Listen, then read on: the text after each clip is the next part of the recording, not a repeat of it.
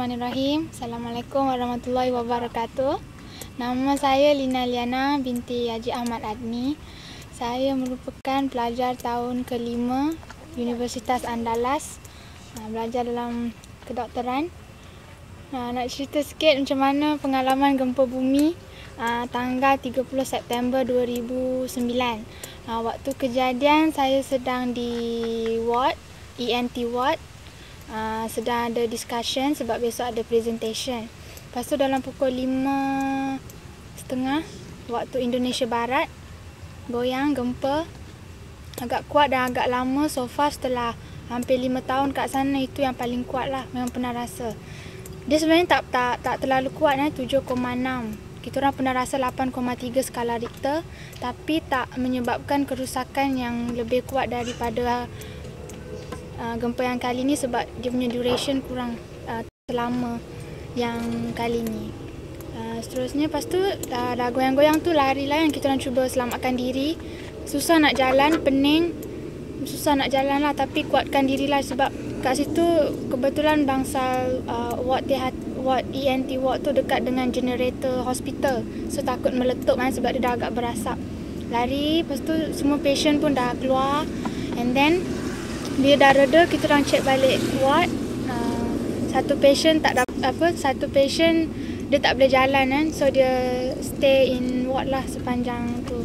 Lepas tu setelah dah keadaan agak reda, pergi ke main tempat utama hospital and check poliklinik dah roboh. Poli tu 3 tingkat kan, so dah roboh, 4 tingkat roboh, and then banyak patient semua lari. Banyak, ada satu patient tu dia nak operation the next day, dia dah berdarah-darah dah. Lepas tu kawan-kawan yang Malaysian yang lain semua nak selamatkan diri kan. Saya stay kat hospital lah, tolong apa yang patut.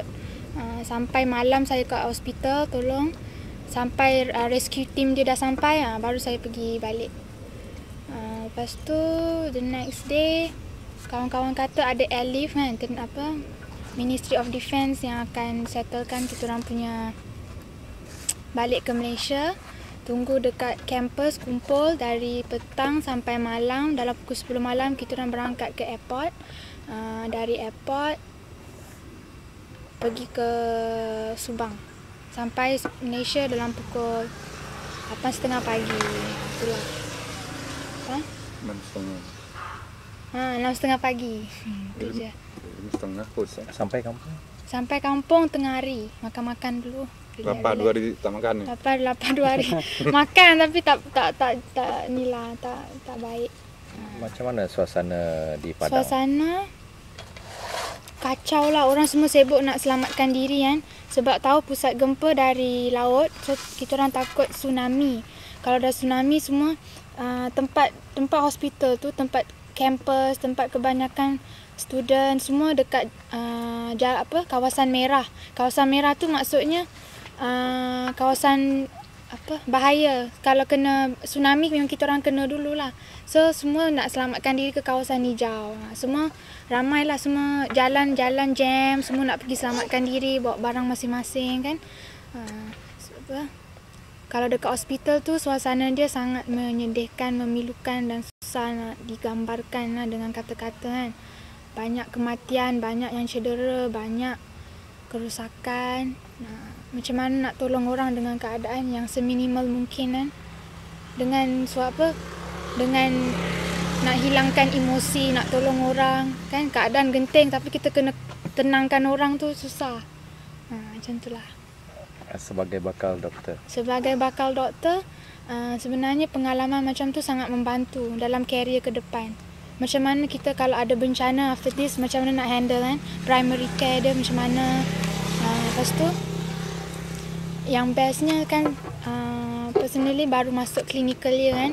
Jadi kita boleh terapkan, kita belajar apa selama ni kita kat patung kan. Sekarang boleh directly tolong orang. Macam tu lah. Itu satu kepuasan yang saya rasa tak boleh dibeli lah. Boleh bantu orang kan. Tujuan nak jadi doktor kan nak tolong orang kan. Itulah. Jadi syukurlah macam tu. Agak-agak bila sambung pengajian? Pengajian ada rumus kata 12 hari bulan dah masuk. Tadi buka Facebook. 12 hari bulan, tapi tak tahulah macam mana sebab hospital dah runtuh kan. Semua orang pun susah lah, tengoklah macam mana nanti. Tapi kalau boleh secepat mungkin nak balik. Okay. Thank you. Welcome.